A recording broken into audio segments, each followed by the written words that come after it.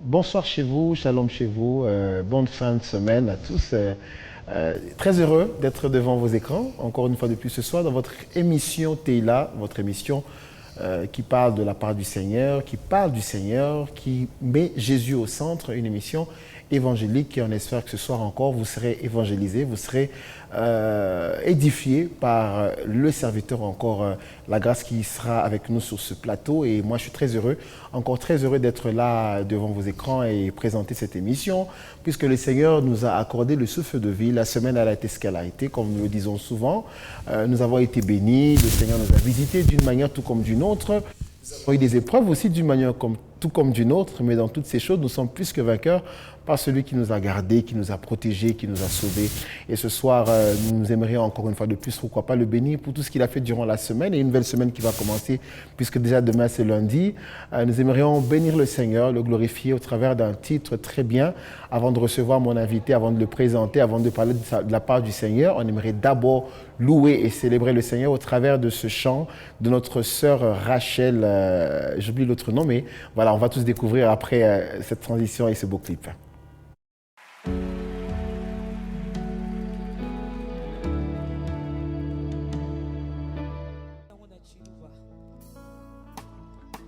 Elle veut dire tout simplement, Seigneur, ne me refuse pas.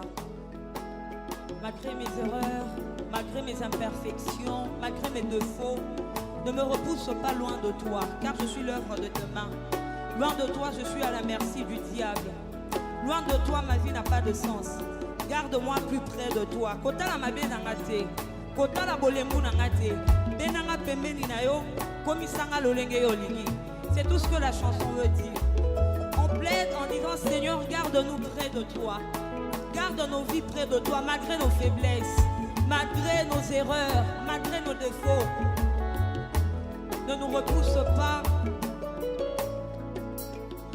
Kumbengito kungaya kwanganiwe kumbengito chingaza chinganiwe Yesu wewe mumbenga kungaya kwanganiwe kumbengito chimbujimuwa nzabeba kumbengito kungaya kwanganiwe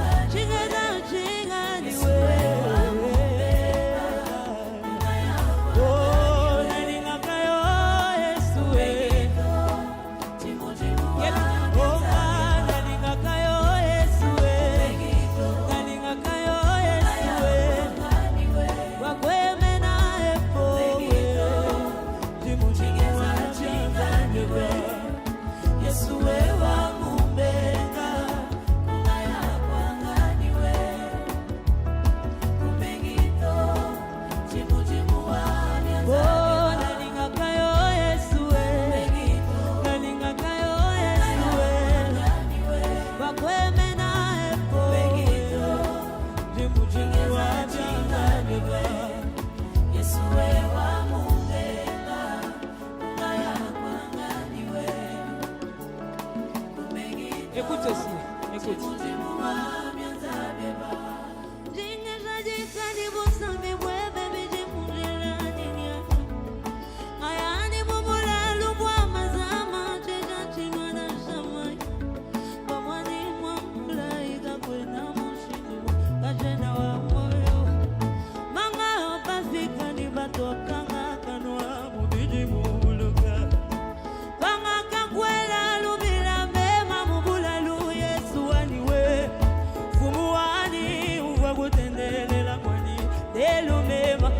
Je pensais que tu allais acclamer pour les Seigneurs.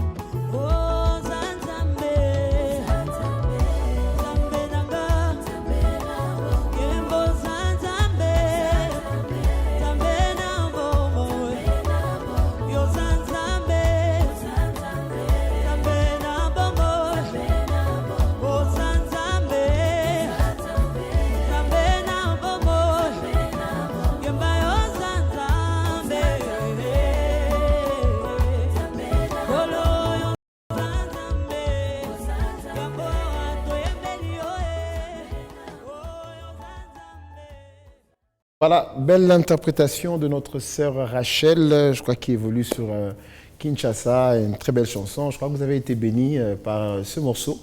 On espère qu'il vous a fait du bien, qu'il vous a restauré, qu'il vous a rappelé qu'il n'y a que le Seigneur qui est votre refuge et votre soutien. Et comme nous l'avons dit, c'est une émission évangélique, donc même la chanson, elle devrait aussi aller dans le sens. Et on espère que ce cantique ou cette chanson vous a énormément fait du bien. Et comme je l'ai dit, je ne suis pas seul sur ce plateau et je ne serai jamais seul. Peut-être qu'un jour, je me décide moi-même de mettre à la place de mes invités. Alors ce soir, je suis accompagné d'une grâce, d'un habitué, d'une grâce très bien, d'un habitué de notre émission. On l'a maintes fois appelé les années antérieures. Il a toujours été là. Lorsqu'on l'invite, il n'hésite pas de venir nous parler de la part du Seigneur parce que c'est ce qu'il sait faire de mieux et de mieux encore. Donc il est là pour nous parler de la part de Jésus-Christ, rien que Jésus-Christ. Ce sera après cette transition, je le présente.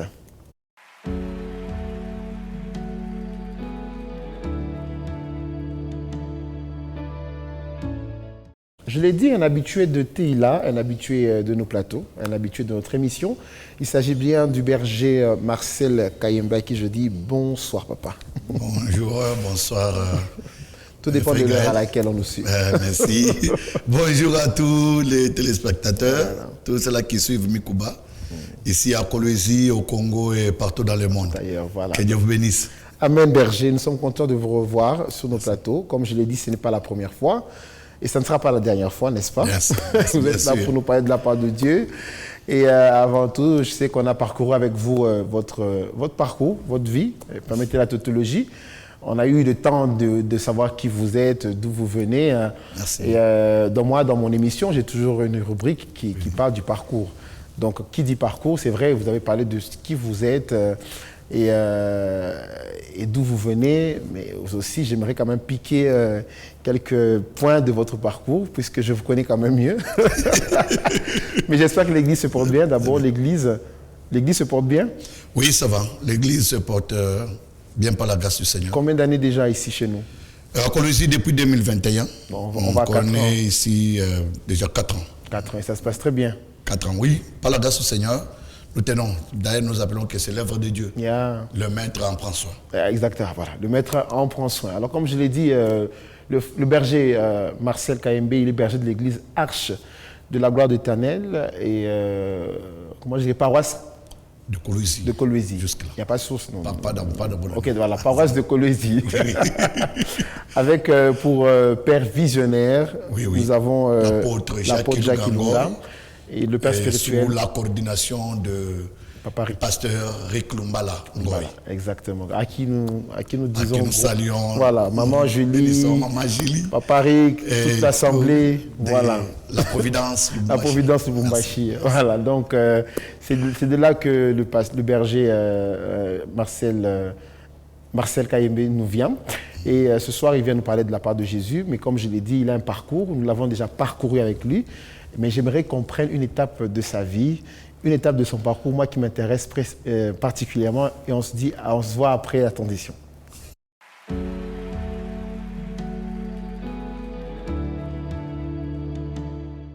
Voilà, il en rit depuis.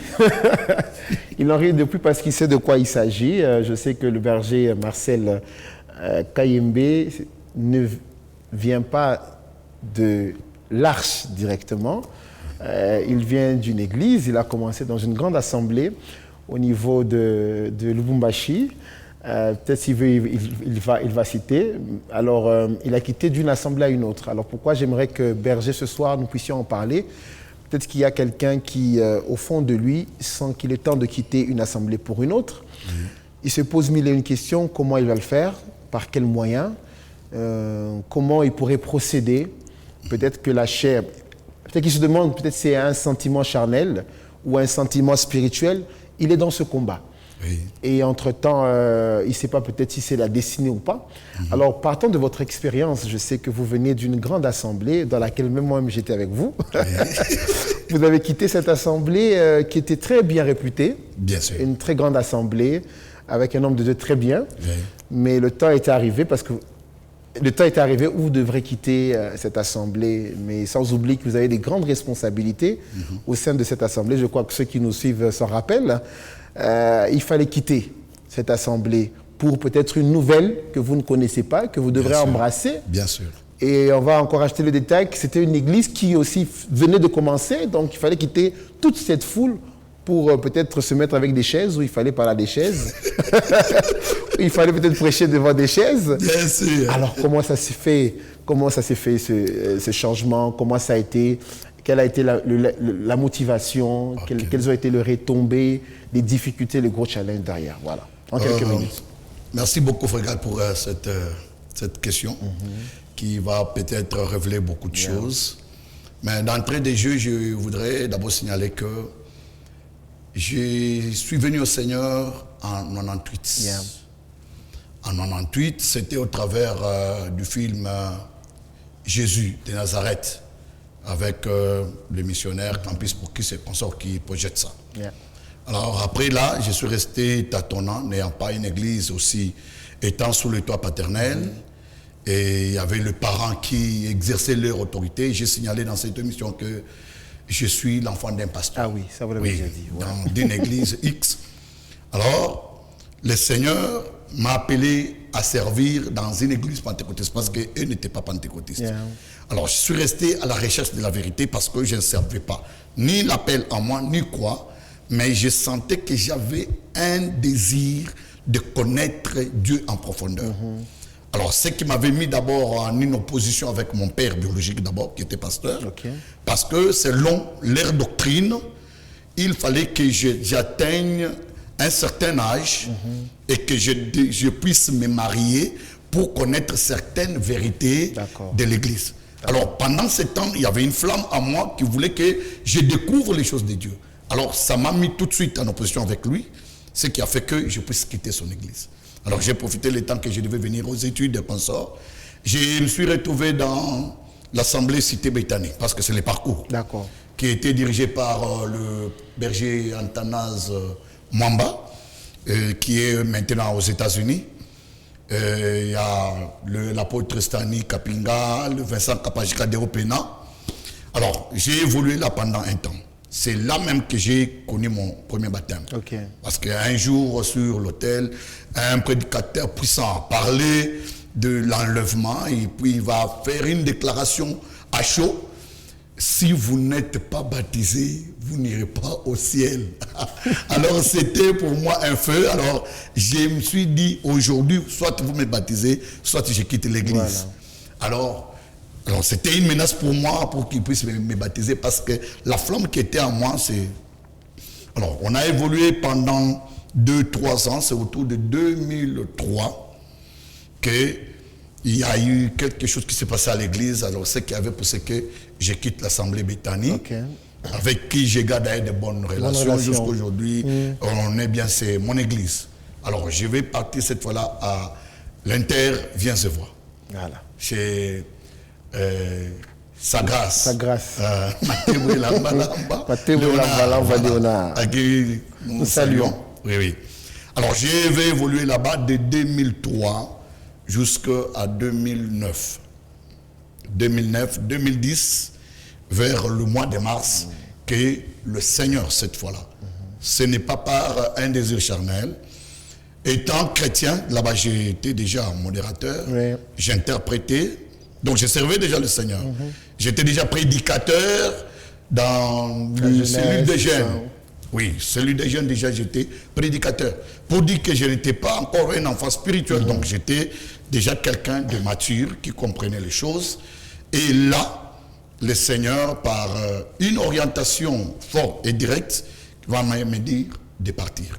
Alors, nous ne savons pas quand le Seigneur vous dit de partir, pourquoi il vous demande de partir, peut-être par rapport à l'avenir, par rapport à une nouvelle mission, parce que dans la vie spirituelle, il faut retenir ceci. Quand la mission termine, le Seigneur vous appelle. Très bien. Soit pour vous confier une nouvelle mission, soit pour vous envoyer dans une autre école, selon sa volonté. Alors, ce n'est pas vraiment un désir charnel de quitter l'Inter, se voir. Non, non, non, non. Pour ceux-là qui ne savent pas, peut-être, qui n'avaient pas peut-être eu le temps de poser des questions de fond, qui pensaient peut-être que c'était un désir charnel. Non, loin de là. C'était une recommandation du Seigneur. Par une révélation claire, il m'a dit, quitte ici, par là-bas. Et l'église, là où je vais aller tomber, c'est une église que je ne connaissais ni de loin, ni de près. Je pense d'ailleurs, l'église où je vais aller tomber, la personne peut-être qui connaissait pouvait être vous. Alors, pendant ce temps, vous ne m'avez ni invité ni quoi. Ben, le Seigneur m'a montré seulement des images. Voilà, va là-bas. Alors, je vais obéir à la voix du Seigneur pour être à l'église Arche de la gloire de l'Éternel. Pas par, poussé par quelqu'un, par l'évangélisation de quelqu'un, non, mais par obéissance à la voix du Seigneur. Alors, c'est comme ça que je vais arriver à l'Arche. Où je suis arrivé là autour du mois de juillet en 2010, des choses que je ne peux pas oublier. Alors, je suis parti par une invitation d'un de petits frères qui est aujourd'hui à Alikassi, le frère patient, qui va m'introduire chez le pasteur Rick Lumbala pour dire, nous avons un grand frère, il prêche bien, il sert bien Dieu, alors si vous pouvez l'inviter qu'il vienne prêcher. Alors, moi, je suis resté avec ma révélation, cherchant l'église, signalons que l'église où le Seigneur m'envoie atteignait à peine 12 personnes. 12, je signale bien 12. Dans les choristes. Les choristes, si les choristes sont là, on a 2. Et on peut arriver à 30, 40. Donc, c'était aussi une chorale qui venait aussi chanter, profitant les instruments. Alors, le Seigneur va m'envoyer là, mais ne connaissant pas ni les pasteurs, ni un membre de cette église. Alors, dans le cortège des musiciens, je dis, bon, allons voir là où nous allons œuvrer. Je vais accompagner la chorale, d'autres fois appelée Wanaboudou. Je vais les accompagner comme leur grand frère bien-aimé, qui prêchait bien et qui est aussi aimé par sa manière de prêcher. Alors, on va tomber dans l'église. Alors, quand on arrive à quelques mètres, je vais m'incliner pour essayer un peu de citer les chaussures. Quand je lève mes yeux, moi, je me vois dans ma vision, dans la vision que l'Éternel m'avait donnée, dans la maison qui m'avait dit, va là-bas. Alors, et puis je poserai la question au frère. Est-ce que c'est là que nous partons? Il va vouloir me cacher parce que, venant d'une grande église, et là c'est une petite église, lui ne comprenant pas ce que le Seigneur m'avait dit, il dit non, grand, attendez, on va parler. J'ai dit, je pose la question, est-ce que c'est là? Alors avec mon insistance, il va dire, c'est là. Alors je vais courir, les laissant et tous derrière pour aller, parce que selon moi, je viens de découvrir là où le Seigneur m'avait dit de partir. Mais ne sachant pas que c'était une église débutante. Yeah. Alors quand j'entre dedans, je me vois devant 4 personnes dedans. Mais la personne de mon rêve était à la porte. C'est le pasteur Rick, que je n'avais ni vu avant, mais c'est ce jour-là qu'on se rencontre pour la première fois. Très bien. Alors voilà comment je vais arriver à l'église Arche. Alors j'avais compris, ayant un ministère évangélique, j'avais compris que le Seigneur me confiait une nouvelle mission d'évangélisation pour accroître son église. Donc, alors c'est comme ça qu'on va se lier avec le pasteur Rick. On va travailler jusqu'aujourd'hui. Nous allons comprendre que c'est vraiment par révélation, par pure révélation, que vous avez quitté une grande communauté pour peut-être, bon pas peut-être, mais pour cette petite communauté aujourd'hui qui est grande, n'est-ce pas? Et alors quel est ce conseil, peut-être en quelques minutes, parce qu'on doit maintenant aller au thème du jour, que vous avez peut-être donné à cette personne qui se pose la même question, qui a ce feu qui bouillonne, mais qui a du mal à se séparer. Voilà. Le problème, c'est qu'il faut obéir au Seigneur. Étant enfant de Dieu, étant la sémence de Dieu, il faut obéir au Seigneur. Si le Seigneur vous parle d'une manière directe et que vous trouvez que ça va, vous devez obéir au Seigneur. Il faut obéir au Seigneur. Moi, j'ai obéi. J'ai suivi ce que le Seigneur m'a dit. On ne regrette pas aujourd'hui d'avoir quitté la communauté Viens et Vois? Bon. On ne regrette pas aujourd'hui? Vous ne regrettez pas aujourd'hui? Moi, personnellement, regretter, je peux dire non. Parce que, obéissant au Seigneur, le Seigneur peut vous prendre d'un endroit pour un autre et on ne regrette pas les choix de Dieu. Les choix de Dieu, on l'assume, on l'accepte comme ça. Et je ne regrette pas. Je suis tout joyeux d'être à l'Arche. Parce qu'au début, quelqu'un pouvait me dire, vous quittez une assemblée qui compte 1500, 2000 personnes pour une église de 12. Alors, charnellement, ça peut faire mal. Ça peut faire mal, ouais. Mais quand on obéit au Seigneur, je pense que ça ne fait pas mal parce que le Seigneur est votre consolation et il imposera la paix dans votre cœur. Et je préfère préciser aussi, et je tiens à préciser exactement que, comme vous l'avez dit, évangéliste de ministère, vous avez une mission grande au niveau de l'Arche, parce qu'on a vu comment vous avez œuvré pour que l'Arche soit ce qu'elle est aujourd'hui. La providence, on a vu combien le berger Marcel a été d'une grande utilité, vraiment d'une grande aide pour cette assemblée, vraiment que Dieu vous bénisse. Merci. Voilà, mais c'était une parenthèse, il fallait qu'on en parle puisqu'on parlait de votre vie. Oui. Alors nous allons parler exactement ce soir de ce qui nous réunit et du thème. On va en parler, vous m'avez donné un très beau thème et on le développe après cette transition. Merci.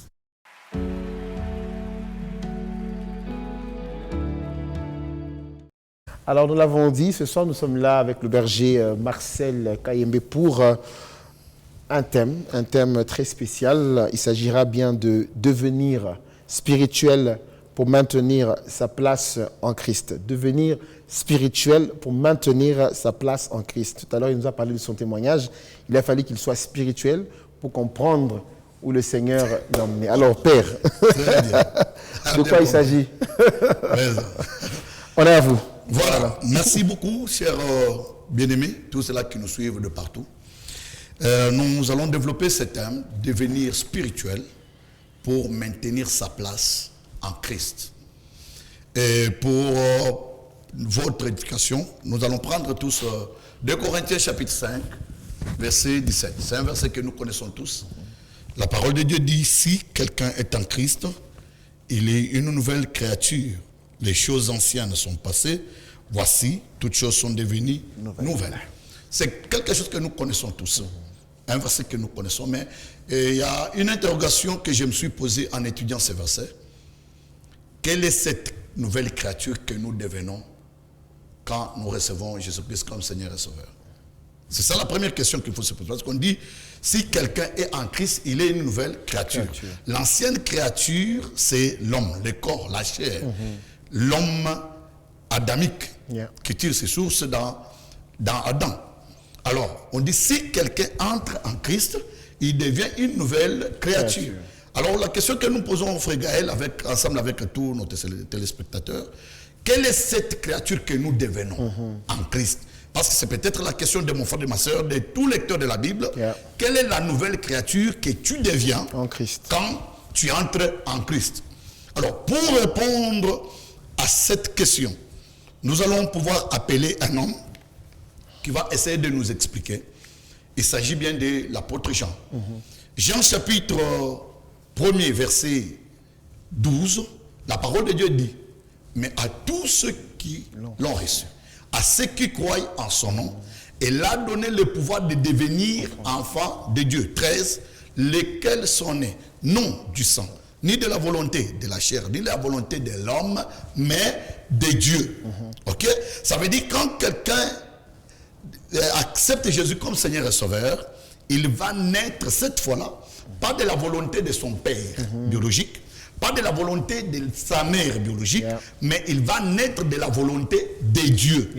Alors, si nous comprenons cela très bien, quand quelqu'un naît de la volonté de Dieu, c'est-à-dire il naît de Dieu. C'est-à-dire c'est un enfant que Dieu engendre. Alors, pour comprendre cela, nous devons aller encore avec Jean au chapitre 4. Jean chapitre 4, la parole de Dieu dit, c'est Jésus qui donne la réponse à la femme samaritaine. Chapitre 4, verset 24. Il dit à la femme samaritaine, Jésus qui parle, il dit, Dieu est esprit. Ok? Alors quand il dit que Dieu est esprit, ça veut dire, Dieu n'a pas la chair comme nous sommes. Dieu est un esprit. Alors, si nous prenons cette affirmation, nous rentrons avec au niveau de Jean, chapitre 1er, verset 13, nous allons comprendre tout simplement que tous qui sont nés de Dieu sont des esprits. Parce que l'esprit ne peut pas engendrer la chair. Dieu, s'il engendre, s'il met au monde, il mettra au monde qu'un esprit. C'est-à-dire la nouvelle naissance que Jésus a essayé à expliquer à Nicodème, qui est le chef des Juifs, il a expliqué que un homme spirituel, il est comme un vent. Alors le vent souffle, on entend le bruit, mais on ne sait ni d'où il vient, ni d'où il va. Ça veut dire tout simplement ici que l'homme qui est né de nouveau a une nouvelle nature qu'on appelle la nature spirituelle. C'est-à-dire l'homme, c'est un homme extraordinaire. J'aime bien rappeler les paroles de David. Il dit, je te rends grâce de ce que je suis une créature si merveilleuse. Alors, la créature si merveilleuse, là, c'était quelle créature? C'est la créature spirituelle. C'est-à-dire, quand quelqu'un est en Christ, il devient une créature merveilleuse. Donc, une créature qui peut jouer dans deux mondes, qui peut évoluer dans le monde spirituel et être dans le monde physique au même moment. C'est-à-dire, quand quelqu'un est en Christ, il est une nouvelle créature. Et cette créature-là, c'est la créature spirituelle. Ce qui fait que avec cette créature que nous sommes devenus en Christ, nous pouvons maintenir notre position en Christ.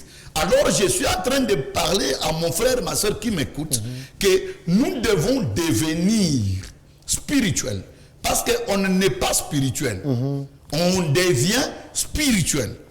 Parce que le verset de 1 Jean dit, il leur a donné le pouvoir de devenir enfants de Dieu. Donc, il leur a donné le pouvoir de naître de Dieu. Donc, de devenir des êtres spirituels. Alors, quand un homme chrétien qu'il est, un homme créé par Dieu, ne devient pas spirituel, sa place n'est pas en Christ. Parce qu'aujourd'hui, il y a des gens qui parlent et pensent que c'est une gloire. Quand ils disent non, je suis en Christ. Être en Christ, ce n'est pas comme les Quinois le disent, ce n'est pas un jeu de hasard. Vous vous levez comme ça, je suis en Christ. Non. Vous devez naître de nouveau pour devenir spirituel. Ça, la première condition, c'est là. Pour être spirituel, il faut d'abord naître de nouveau. C'est la leçon que Nicodème n'a pas compris. Lui qui était un enseignant, un docteur de la loi, il n'a pas compris qu'il fallait naître de nouveau. Alors, quand quand il dit, Jésus lui dit, si un homme n'est né d'eau et d'esprit, il ne peut pas voir le royaume de Dieu. Il dit, faudra-t-il rentrer dans les entrailles maternelles et naître à nouveau? Alors ce n'est pas ça. Ça c'est une compréhension charnelle. Alors pour naître de Dieu, vous devez naître de nouveau. Vous devez recevoir Christ comme Seigneur et Sauveur personnel. Et c'est là que je veux bien signaler, comme je l'ai déjà dit ici une fois, qu'on n'est pas chrétien, on les devient. On ne n'est pas enfant de Dieu, on les devient. Alors pour le devenir, il faut accepter, recevoir la parole, recevoir Christ comme Seigneur et Sauveur. En ce moment-là, vous devenez une nouvelle créature. Alors la nouvelle créature que vous allez devenir, c'est ce que nous appelons l'homme spirituel. C'est lui qui peut avoir une place en Christ. Parce que Christ là, c'est un endroit que nous sommes. C'est là que nous sommes. Peut-être aujourd'hui, vous ne comprenez pas. Je vais souligner quelque chose, Gaël, comme la terre que nous sommes ici, ou bien dans le monde dans lequel nous sommes, c'est un monde qui est géré par les spiritualités. Si vous n'êtes pas spirituel, vous êtes à la merci de tous ceux-là qui sont spirituels. Alors, il y a ceux-là qui sont spirituels dans le monde, donc une spiritualité négative et une spiritualité divine. Alors sur cette terre, c'est ça le combat que nous avons tous les jours. Alors si vous n'êtes pas spirituel, je vous informe que vous serez à la merci des uns ou bien des autres. Et même si vous êtes spirituel, alors comprenez que vous devez être correctement spirituel et vous devez aussi être fort spirituellement. Alors pour maintenir sa place là-bas, parce que quand nous lisons Actes des Apôtres, prenons Actes des Apôtres chapitre 2, la parole de Dieu dit, et le Seigneur a ajouté tous les jours ceux qui étaient sauvés à l'église. Ok. L'église ici, ce n'est pas l'assemblée locale. L'église ici, c'est une entité spirituelle qui est l'ambassade de Dieu sur la terre, qui représente Dieu sur la terre ici. Alors cette église-là, elle est spirituelle. Elle n'a pas de nom.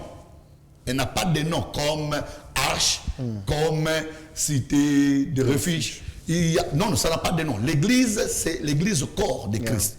Or, si l'église est corps de Christ, en interprétant le verset des Actes des Apôtres, c'est-à-dire le Seigneur a ajouté ceux qui sont sauvés à son corps. Or, le corps de Jésus est spirituel. C'est-à-dire ne peut être ajouté à l'église qu'un homme spirituel. Si vous êtes charnel, vraiment, pardon, vous n'avez pas de place à l'église. Mais je peux vous trouver une place. Je peux vous trouver une place. Pas à l'église, vous pouvez avoir une place dans l'assemblée locale. Oui, parce que les gens qui sont charnels peuvent visiter nos églises.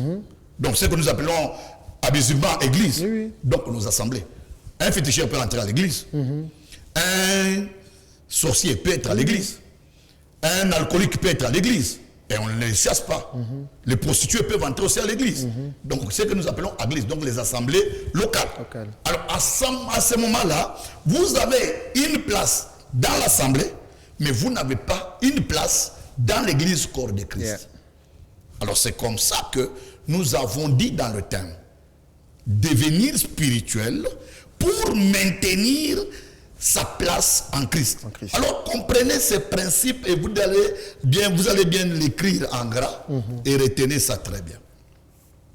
L'essentiel, premièrement, c'est pas seulement de trouver une place à l'église ou bien d'être ajouté à l'église, mais de vous maintenir à l'église.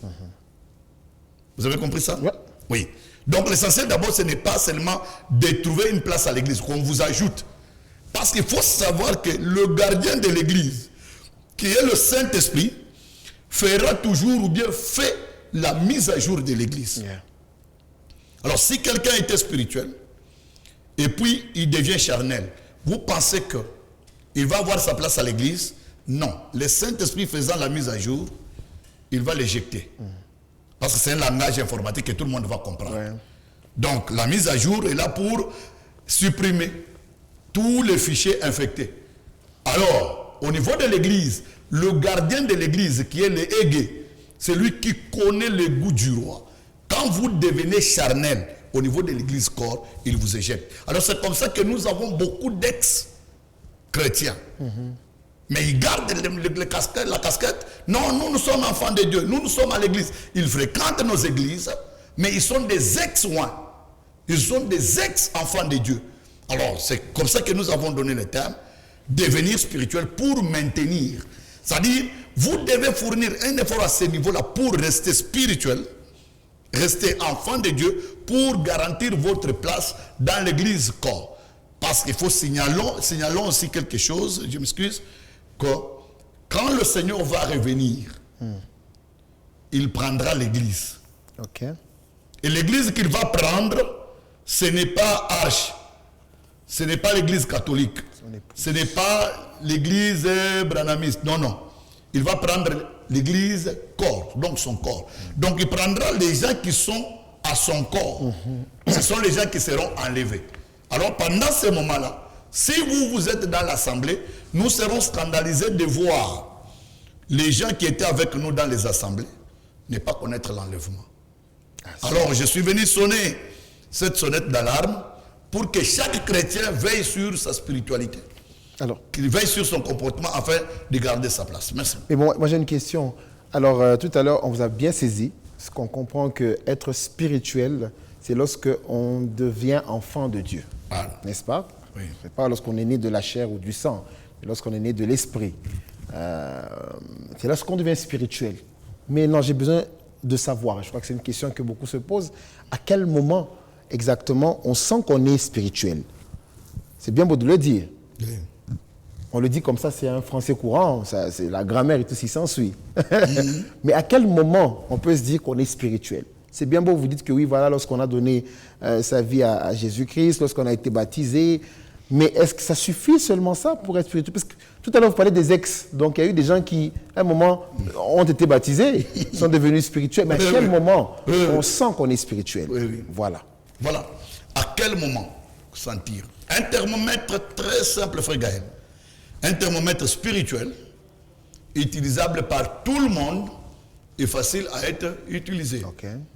Galates chapitre 5, verset 19, 18, 19, 20. Okay? Parce que 22 parle aussi de quelque chose. Donc, si vous vous retrouvez, je vous donne la référence, si vous vous retrouvez avec les œuvres de la chair en vous, sachez que vous n'êtes pas spirituel. Très bien. Lisez, je ne suis pas là pour faire votre lecture. Chacun va lire. Galates 5. Galates chapitre 5, Voilà. verset 18, 19, Jusqu'à 20. 21. Prenez cela. Voilà. Lisons là-bas. Si vous vous retrouvez avec ces choses dans votre vie, on appelle ça les œuvres de la chair. Si vous vous retrouvez avec ces choses, vous n'êtes pas spirituel. Alors, comme ma question était de savoir à quel moment on est spirituel, on peut savoir qu'on est spirituel, on passe maintenant à Galates 5, 22, Parle du fruit.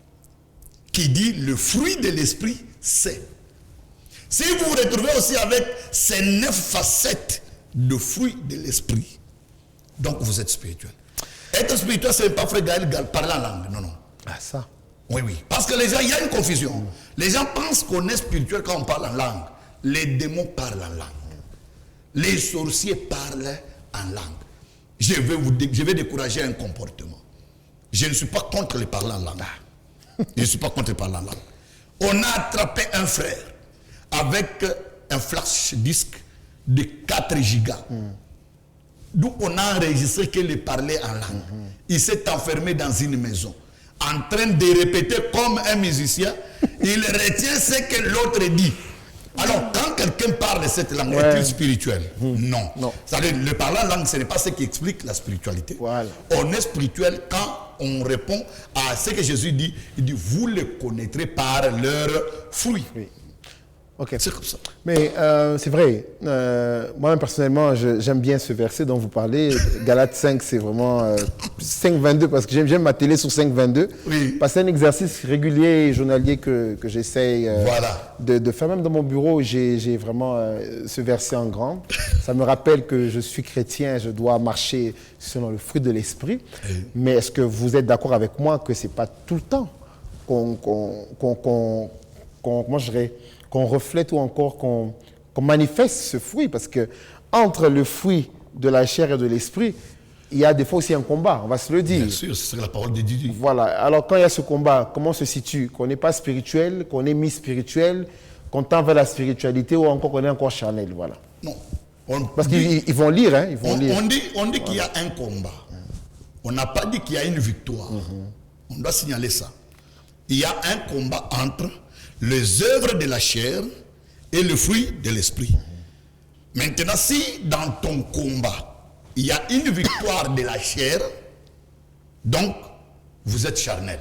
S'il y a une victoire de l'esprit, donc vous êtes spirituel. C'est comme ça que l'apôtre Paul, mon grand frère, Paul dit ceci: marchez selon l'esprit et vous n'accomplirez pas les désirs de la chair. C'est-à-dire, obéissez à l'esprit dans votre marche et vous n'allez pas accomplir les œuvres de la chair. C'est-à-dire, si dans votre marche, vous continuez, j'ai dans la rubrique parcours, j'ai dit j'ai obéi au Seigneur pour quitter d'un endroit vers un autre. J'ai obéi. Alors si nous obéissons toujours à ce que l'esprit nous communique, nous nous maintiendrons toujours dans la spiritualité et nous serons toujours spirituels.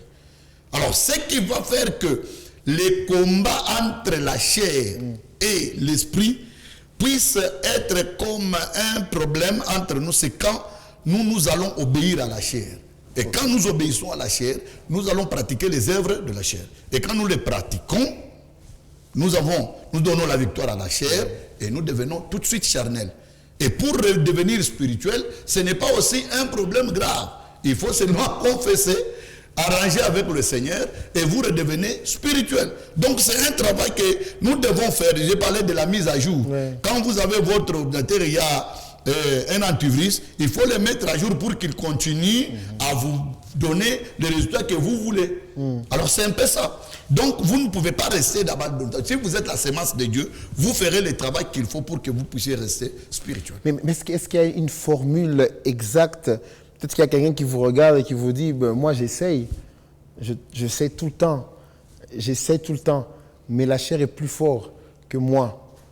La chair est plus forte que mes forces, je vais le dire ainsi.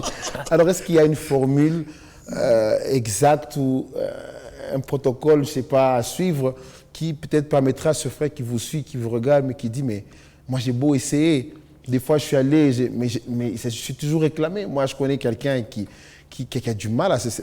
On a tout fait, hein, on a tout fait, on a prié, on l'a invité, on va dans des jeûnes et prières, des moments de prière, mais c'est tellement fort pour lui que...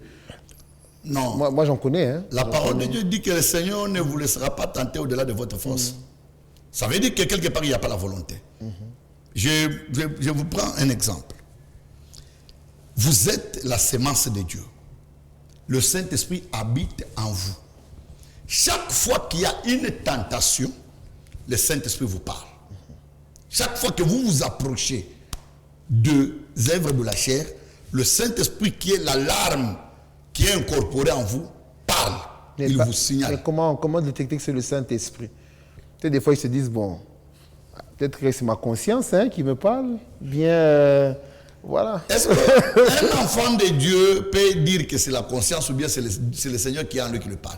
À moins qu'il ne soit pas chrétien. Non, moi je parle de ce monsieur qui... Oui, c'est cette lui. dame qui est en c'est lui que je parle. C'est lui parce qu'il a tenté, quand il tente à être spirituel, il ne sait pas arriver à ça. Ça veut dire qu'il connaît d'abord ce que c'est être spirituel. Ce que nous devons savoir, c'est que nous savons ce qu'est être un enfant de Dieu. Même les païens savent mettre la différence entre un enfant de Dieu et celui qui ne l'est pas. Alors, s'il tente de devenir enfant de Dieu, donc il sait pourquoi être enfant de Dieu, c'est quoi.